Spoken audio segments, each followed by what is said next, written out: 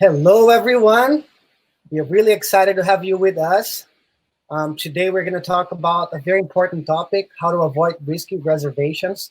And we're going to having our host join us for this conversation. I am Pedro Leo. I am the Vice President of Business Development for Hostfully. And today, I'm having the pleasure to have Mackenzie Kernan join us for this conversation.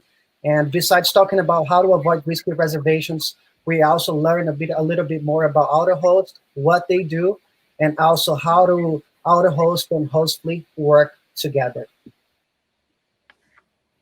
Next slide, Margot, please. Yes, so this is our contact information. And again, if you have any additional questions after, during, feel free to send us an email. My email is pedro@hostfully.com and Mackenzie is mackenzie@autohost.ai. All right. For those who are not familiar with Hostfully yet, you can go to the next slide, Margot. Hostfully is a software company based in San Francisco, and we offer property management platform and digital guidebooks. So using our tip-to-tail property management platform, you can distribute bookings across multiple OTAs. If you have already your direct booking website, we can easily connect on our platform. And if you don't have one yet, we can create one for you really quickly. We have a beautiful template that most of our clients love it. You can have a central calendar for all your reservations. We can automate communications. We can connect you with 30 plus partners. And that includes also AutoHost right now. And if you're using our professional guidebook, or if you plan on using, if you haven't taken a look yet, please take a look at it. I'm sure you will love it. It's a 5-star professional looking solution, and you can save a lot of time with repetitive questions. You can drive more brand awareness and repeat bookings, and you can also upsell through our marketplace. So if you have any questions about Hostfully products, if you'd like to schedule a meeting, feel free to reach out to me at pedro@hostfully.com, and we are more than happy to have a meeting with you to study your business and to understand more how we can help. Next slide, please. And for those who are not familiar with AutoHost yet, their goal is to help you to get to know your guests. AutoHost is a guest screening and automation platform for hospitality providers, and they basically use machine learning and behavioral analysis to create a scalable process in order to review the guest that you're bringing into your property and also keep your property safe. In the day that everyone is more concerned about direct bookings, it's very important to know who is the guest that will bring it to your property, and AutoHost can help you with that. All right, so I'd like to invite Mackenzie to join us in this conversation about how to avoid risky reservations. If you have any questions, feel free to send it to us on the question sections. We're going to try to address all of that at the end. But also feel free to reach out directly to us. All right. Thank you. Welcome, Mackenzie. Thank you for taking the time to be with us today. Thanks, Pedro. So as Pedro said, my name is Mackenzie. I'm the marketing manager at AutoHost. And as mentioned, AutoHost is a guest screening and automation platform. So we specialize in risk analysis and assessment. So we take a look at different reservations and assess them for risk score to determine what the likelihood is of some sort of incident happening during their stay. So first I'll go through the agenda just so you have an idea of what we'll be talking about today. So first off, what is a risky reservation? So this is a term I'll be using a lot throughout the webinar, so it's important to have a good understanding of what it means. Then we'll take a look at the risk score and how it's changed since COVID. So starting with risk score by country and then looking into risk score by property type. We'll discuss fall and winter trends that all property managers should be keeping in mind, and then 10 tips to avoid risky reservations, followed by some real life examples that we pulled from our system. So first off, what is a risky reservation? Oh, sorry, Margot, next slide, please. So what is a risky reservation? So our definition of a risky reservation is one that displays characteristics that could threaten a property manager, their business, or their community.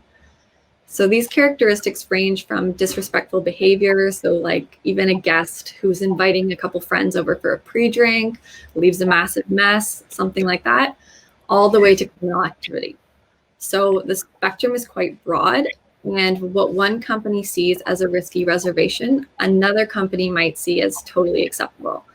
So it definitely depends on the company and their internal business practices and policies. So that actually is something that we recommend companies establishing before they start accepting reservations, just understanding their risk tolerance and what they're comfortable and not comfortable with. So the current reality, as everyone knows, and I'm sure everyone's a little tired of talking about COVID, over the past few months, the risk has increased quite drastically. As all property managers know, the traveler type we're seeing now compared to what we were seeing before has completely flipped on its head. So if you take a look here, the current reality, the risk score by country, globally risky reservations we've seen increase by 16%. In Canada, risk has increased by 31%, and in the US, risk has increased by 15%. So looking at this, we would just think, wow, Canada has seen a much larger increase in risk than the US. But in reality, it's important to note that Canada had a smaller pool of reservations to begin with over this time period, and overall had much stricter regulations surrounding COVID. Therefore, it is possible that Canada had the same amount or even fewer risky reservations than the US, but also fewer good guests. And when you think about it, after all, it's not the bad guests that stop traveling. It's the good guests. So that target traveler, that everyone is after, maybe business travelers, international travelers, long-term stays from out of town. So these are the travelers that aren't traveling anymore. And once you take away that group, you're left with a lot more risky reservations. We also took a look at risk by city, and overall we found that the risk increased across the board. And we found that the actual reason for the risk increase depended on the location, the restrictions in the city, so how strict COVID regulations were. And since we do pull this data from our clients, the property type was a factor as well. So that's something I'll go into right now. So the average risk score for 2 or fewer rooms, so maybe properties like condos downtown, apartments, small townhouses, so these with two or fewer rooms increased by 18%. The average risk score for properties with 3 or more rooms increased by 9%. So this may be typically more rural properties, maybe out of town, a little bit larger houses, condos. And the highest risk was seen in properties that have 6 or more rooms. And then for properties with 8 to 9 rooms, the risk increased by more than 40%. And on to the next slide for conclusions.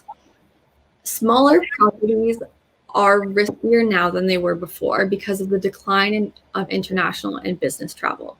So before, if you take a look at a condo downtown, maybe 2 bedrooms, that was a great spot for maybe traveling coworkers. But now, since that type of reservation is off the table, what we're seeing is more risky reservations. As for the mid-sized properties, maybe 3 or 4 rooms, again, typically in rural areas, the risks still increase, but by less than the smaller properties. And we believe this is because of the rise of domestic, more family-oriented travel and social vacations. So there's that preference for larger units and longer stays. People feel like they're kind of jumping through hoops just for the sake of a vacation. So once they're there, they want to stay longer. Weekend getaways are kind of a thing of the past. It just seems like, again, a lot of effort to do, maybe everyone getting tested for COVID before, everything that goes with traveling these days. It just seems like a lot to deal with just for a short stay. In places with 6 or more rooms, this can definitely be a recipe for a party. While it could totally be a family booking a getaway, we do have to be mindful of the current desperation people feel to socialize and get together with large groups of friends. And obviously, kind of unbelievably, COVID parties are a thing. And that's something we have to be looking out for as well. So moving on to fall and winter travel trends. Kind of as I hinted at before, pent-up demand for travel might mean a spike in reservations over the holidays. And already airlines have reported encouraging holiday booking signs in the past few weeks. So holiday events, holiday parties and gatherings, larger group bookings, holiday parties that might normally have taken place at a restaurant or bars, maybe even nightclubs, could still be happening, just maybe in a vacation rental property. And the COVID party trend largely involves booking vacation rental properties and throwing parties there. Just because of the bars and restaurants closing earlier, there's not really the opportunity to take these events and social gatherings outside in public. I've seen news stories of vacation rental properties being hosted and charging for cover and bottle service. And this is a reality that property managers are facing these days. And it's something that, again, we need to be looking out for and screening for in our reservations. COVID fatigue, socializing with family and friends despite restrictions. And I feel like it's important to note here that it doesn't necessarily always mean it's a malicious booking of someone intentionally throwing a party. It could just be a group of friends or families getting together. But still, if your property becomes the setting for COVID to spread, it still could have very damaging effects on your business. So it's something that you have to be mindful of and check in with your guests before their stay. Then lower rates during slow seasons bring in riskier reservations. And just kind of a side note, that's actually how AutoHost started. If I didn't mention already, AutoHost comes from a background of property management. And 1 year over the holidays, we were targeted by gangs that brought drugs and automatic weapons into our units. They kind of learned how our property management company operated and they used that to their advantage. And it was an absolute nightmare. And AutoHost actually was developed as a solution to our own problems that we were seeing in the industry as a whole. And on to the next point, shorter booking windows. That just means more last minute reservations. And as I'm sure you probably know, last minute reservations come with a ton of risks on their own. So these aren't all bad, and these are something that we still need to be taking advantage of, especially during COVID when reservations aren't coming in like crazy.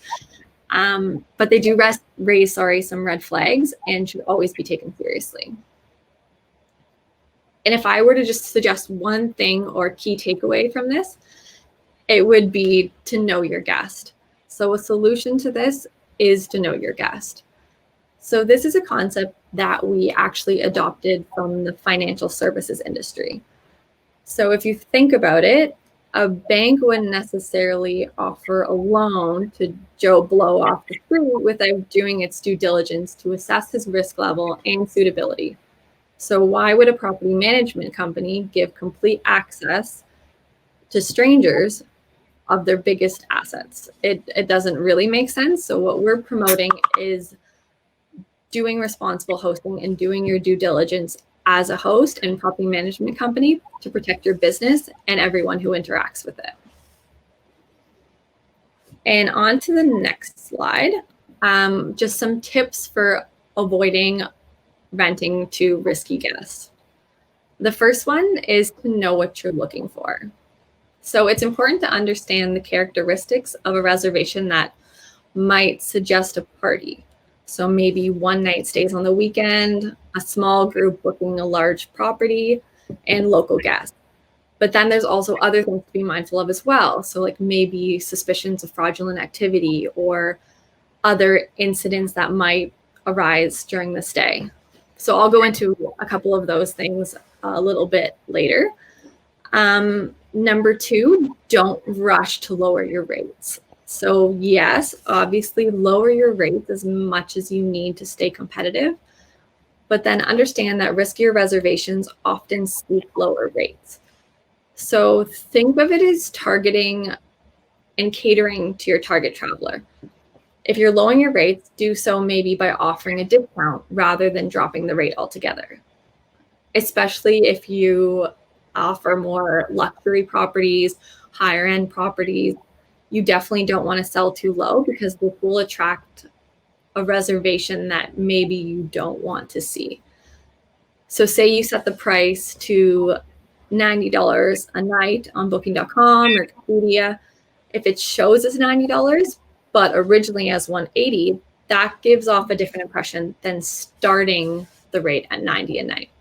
So there are just different tips and tricks to keep in mind when setting your rates to make sure you're still appealing to a clientele that you want. 3, carefully review local one night and same day bookings. Again, this isn't something that we can necessarily just write off at this point in time. This is still revenue on the table that we want to bring in as much as possible, but it's important to pay attention to these types of reservations and a combination of these characteristics. Number 4, improve your vacation rental stack by exploiting risk mitigation solutions. So obviously there's AutoHost, but there's also other preventative security measures that you can put in place, like noise monitoring or party prevention tools. And not only will these help you to reduce incidents that you see in your properties and prevent damage and prevent chargebacks and things like that, it can also help you reduce your insurance premiums, because when insurance providers see that you have all of these safety and security measures in place, it reduces the likelihood of you having an incident in your property. Number 5, be clear in your listing. And what we mean here is that it's important to be fully transparent with your terms of service, house rules, and expectations. So where possible, ensure to state in your listing that no parties are allowed. And if you do, make sure it's understood what you tolerate and what you don't. So if maybe you're okay with a couple friends over for a pre-drink, but that's where you draw the line, make that clear. And maybe mention that you use services like AutoHost or what you do to protect your properties so that guests understand that that bad behavior won't be tolerated. And number 6 on the next slide, where allowed, collect copies of your guest ID. So this is helpful because you can compare the ID with the name provided for the booking, the name on the credit card, and it's a great way of actually verifying the guest. So in other words, knowing the guest who you're hosting. And in addition to this, it can also be a way to deter bad behavior. So if a guest books through a platform like Airbnb, booking.com, Expedia, maybe they plan on having a party or doing something that they really shouldn't be doing. If they book with a different name or they book without providing any personal information, they may feel like they could get away with different things. Like they may feel like they could throw a party and make a mess and then get off scot-free. But if suddenly they have their personal information and their details on the line, it's a better way of holding them accountable. Number 7, only accept payment from one valid credit card. So it's definitely a red flag if a guest has multiple card decline or tries to pay with the prepaid credit card. So prepaid credit cards especially, this is something we've often seen tied to fraudulent activity. It's seen as a way to mask your identity. So if you see a prepaid credit card in a reservation, it doesn't necessarily mean that the reservation's bad and you need to cancel it right away, but it's something to be aware of and get in touch with the guest possibly just to verify who they are, their plans in the city, and what their intentions are at your property. Number 8, where allowed, collect a security deposit from the guest. Again, this is a great way of deterring any risky behavior and ensure the guest has the funds to pay. You can use their credit card and keep it on file just in case there's an incident and you need to make a claim. Number 9, have guests sign a short-term rental agreement before arriving. So this kind of plays off of outlining your house rules and expectations. Having a rental agreement that the guests sign is your way of ensuring that they agree to your house rules and they're held accountable for anything that happens during their stay. And if something happens post-stay and they have something to refute with you, you have documentation proving that they agreed to everything before even checking in. And number 10, this is something that we've seen property managers do in the past that's been successful, is to tell your guests that you live nearby in case they need assistance. So it kind of has two purposes. It's a great way of letting your guests know that you can be there quickly if anything happens or if there's a problem. But then on the other hand, it's a great way of saying if you cause a problem, they can be there quickly. And then just as a bonus one, I know it's not up here, it's very important to not be afraid to cancel a reservation. If you're worried or nervous or even have a gut feeling that a reservation isn't going to pan out how you want it to, it's important to cancel the reservation with the OTA and be confident in your decision. And sometimes we've found that by having the right verifications in place and requiring guests to provide certain information, they're often deterred from proceeding with their reservation in the first place, and they cancel on their own. So sorry, go ahead, Pedro.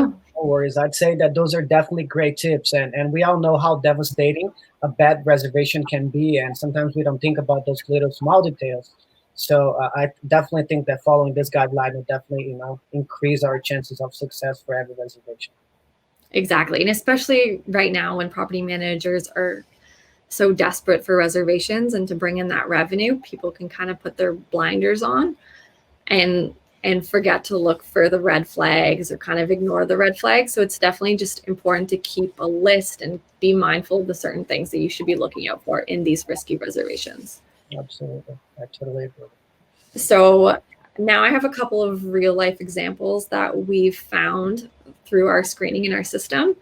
So on the next slide here, you'll note that all names have been changed, of course, for privacy reasons. But the first one is, we're calling him the fraudster. So this guest was detected to be a local, meaning he booked within a certain radius of the property. And he booked a same-day reservation. And for one guest, he booked a 12 occupancy property. So with AutoHost, guests have the opportunity to add a guest list because we encourage guests to make sure every single person entering the property is registered. Otherwise, they're considered to be trespassing. So this guest only put one name and booked a 12 occupancy unit. So that definitely raises some red flags. It's a little suspicious why one person would need so much space. So things like that, it's hard to just catch through the OTA, but when you see the guest inputting all this information and all their details, it comes to light. This guest was found to be using a fake ID, and this guest had 3 different credit cards, all with different names. So obviously this points to the guest using stolen credit cards, and it's just some of the stuff we see in the back end is pretty crazy because we saw this guest try 3 different credit cards, get flagged and declined each time, but kept trying. So, and beyond just that fraudulent activity, we detected additional fraudulent activity where the guest was, based on where the guest booked and where they said they were coming from, there were just a lot of discrepancies in the details that didn't add up. So this would be a reservation that would be flagged for review. And then the next one is the sneaky partier. So this one, I feel like the first reservation kind of hits you in the face with the concerns and the red flags and makes them quite known from the get-go. But this guest is a little more subtle. So the guest was detected to be a local, a one-night weekend stay, which it happens, but it does still raise some concerns. And then the guest claimed that they were coming to the property and to the city for an anniversary, but for just 2 guests booked a 3-bedroom property. So again, there's some discrepancies in the booking versus the story. So still some things to clear up. And then the security deposit failed on top of that. So meaning that there's no funds on file in case they need to make a claim or if there's an incident during the stay. So again, this would be a reservation that's flagged for review, but up to the property manager to then determine how to proceed with the reservation. Perhaps there's like a really good reason why they needed a 3-bedroom property or why the security deposit failed. It's just something that's worth clearing up with the guest and having a real conversation just to get to the bottom of it and make sure there are no risks associated. So that's it for me. I'm just going to pass it back to Pedro, and he can talk about the integration with AutoHost and Hostfully. Thank you, Mackenzie. It was really helpful. I'm actually really excited with the guidelines that you've provided. I definitely think that, just like you said, we don't have to panic and cancel every reservation, but exactly. I know how important it is to know your guest. And that total makes sense. And those were great tips. Thanks for sharing. And especially right now, we see a very, very big increase on property managers trying to have more direct bookings as opposed to depend too much on OTAs. And those direct bookings, with them, come more responsibilities as well. So definitely have a guest screening in place, maybe an insurance agreement. I agree with you that those are very, very valuable tips. And for you guys attending today, we are really proud to announce that our integration with AutoHost is in place. So now Hostfully has a lot of different integrated partners. And if you go to our software, we have an integrations tab. And by turning that AutoHost switch on, basically that allows AutoHost to have access to all the booking information. That being said, every time you have a new reservation, we will set templates that will send emails to the guest. And that email, that first email, will essentially allow the guest to go into the AutoHost portal. And that AutoHost portal will basically have the information that the guest will need to provide in order for AutoHost to be able to verify, the guest. And if any red flags are found, essentially AutoHost will not send the check-in email to the guest, and basically that reservation will be flagged for manual review. And then you, property manager, can go in a day on a reservation basis and identify if that reservation should be canceled or not. Right, but in terms of like the integration, it's really, really simple. Everything is it is built on the back end. Mostly, I mean, if you're a client already, you know that we're going to be there with you and help you setting it up. If you're not, we will help you to properly onboard. And also, Mackenzie can confirm that AutoHost will also have an account manager that will help you set everything up in the back end and make sure that everything is fully working and AutoHost is actually able to verify your guest before you check in. Now, I would like to open for questions. So if anybody has some questions, feel free to send it to us and we're happy to address them right here. But before I go over anybody's questions, Mackenzie, I have a few questions that I'd love to ask if you're able to answer them. I wonder what happens after AutoHost find that risky reservation. I know that we flagged that as a manual process, but what is usually the process that the property manager will take after that? So how it works is once a reservation is flagged for review, the property manager will see in their dashboard, and under that specific reservation, there will be top recommendations and suggestions for how to proceed with the reservation, basically. So we're not going to say cancel the reservation or automatically do this. Instead, we're going to offer some suggestions. So maybe similar to that example with the partier that I showed you, that could be an opportunity to get in touch with the guests and just clarify some things for their stay and just make sure, again, you ask why they're coming to the city, what their reasons for traveling are. And it's a great way of kind of gauging the interactions you've had with them before and assessing the risk level yourself. That totally makes sense. And once we decide that we need to cancel that reservation, right? Like AutoHost flagged that. I know it's not a good guest. How do I cancel that? What are the steps that we should follow in order to cancel that reservation properly?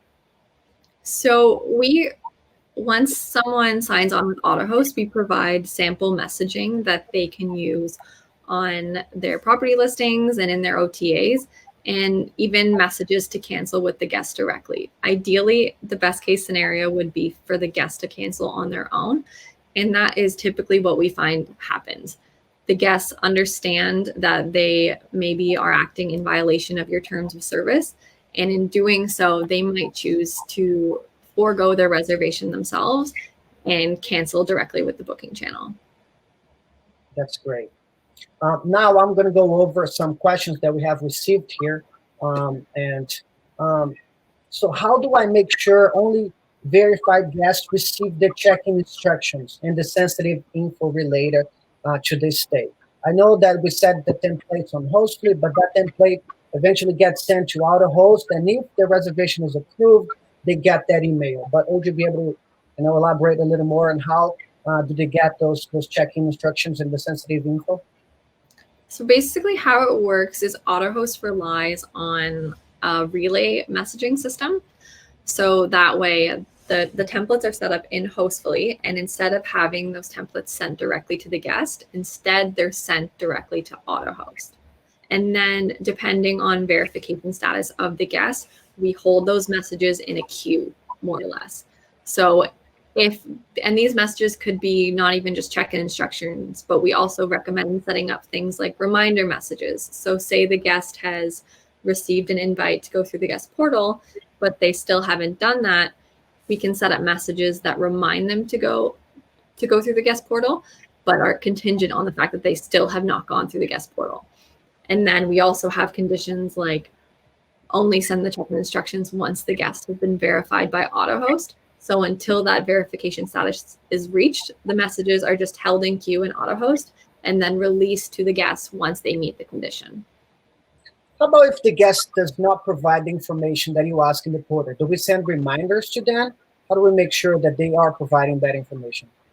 Yep. So you can set up, like we kind of have different sample texts depending on how close the check-in date is.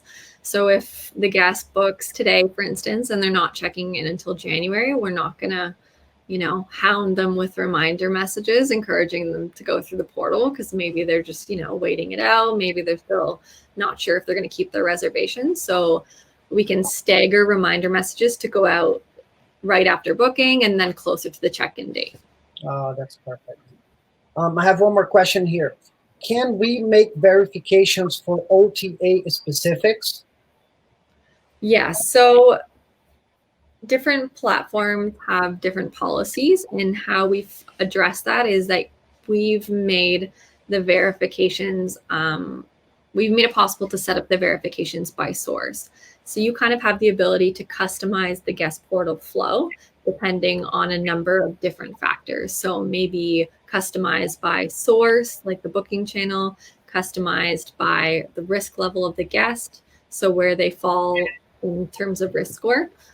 So yeah, for OTAs, you could, for certain, maybe you don't want booking.com guests to have to provide their ID, for instance. You can set that up in the backend, so that way no booking.com guest has to provide their ID. That makes sense. And the last question that I have received here, and again, if you still have your question, feel free to send it to us. How do ID verification work? So ID verification, kind of as I mentioned, is our way of verifying the guest. So we can take the ID provided by the guest, compare that with the booking or the name provided upon booking, and also with the credit card provided. And we have in our system a way to validate the authenticity of the ID itself, to see if it's fake, to see if it's maybe expired, and just assess the risk that way. And then the verification of the ID then is factored into the overall risk score. Absolutely. Absolutely. Well, since we don't have any more questions, Mackenzie, I'd like to thank you so much for your presentation. It was really important, valuable information for us. I'm pretty sure that the people that watched it enjoyed it as well. Thank you so much for taking the time. One second, guys. I just had one more question here. So since we're still on, I think we're gonna be able to address that. So they said their condo burnt down. Do you know when it will be ready for them to move back in and arrive with all their belongings piled in the car, which are now charging in your suit? Oh, it looks like that's the second part of the question. So the first part of the question, right. Would you accept a request for an extension to a 1-month booking from a local couple who have been staying in multiple Airbnbs 1 month at a time for nearly 6 months? Oh, that's okay. So that's interesting because something like that is totally dependent on, again, your internal risk tolerance and your policies and your practices. But especially right now during COVID, like it's a very transitional time period for a lot of people. So that's something we're taking into account when making these verification decisions. So for something like this, especially when it's a longer term stay, like having some sort of rental agreement with the guest, I feel like would be a great way of understanding expectations on both ends. And again, it would be great to have to collect additional personal information like ID and credit card and things like that, just so that you have that documentation on file in case of an incident. Yeah, that makes total sense. Awesome. Thank you for answering one more question for us. And again, thank you everybody for joining us today. It was really helpful. I really appreciate your time and all the answers that you have provided us, Mackenzie. If you guys have any additional questions to myself or to Mackenzie, feel free to reach out to us. I really recommend AutoHost. It's a great product. We have seen clients already starting to be interested in using that integration. And if you haven't had contact with Hostfully yet, chat with our team. We're always here to help you. We're more than happy to analyze your business and basically provide detailed information on how can we help you. And again, remember, we have two different products. You can use both of them. The guidebook itself, I think it's very important to basically share information that Mackenzie had said, like as clear as you can be with your guests, more likely they are to not commit a fraud. So, the guidebook, you can essentially put all your house rules in there. Make sure, you can even put your agreement again so they can accept it. Our property management software will have a digital signature feature that you can have, the guest signing up the agreement after the reservation is made. Anyways, I think combining those two services will become a really powerful solution together. And if you have any questions, let us know. We're more than happy to address all of them. All right. Mackenzie, thank you so much again for your time. It was a pleasure having you with us today. We look forward to continuing that relationship, and we also look forward to chatting with all of you guys. Thank you so much. Very excited about the integration. Okay. Thank you so much. Bye. Bye.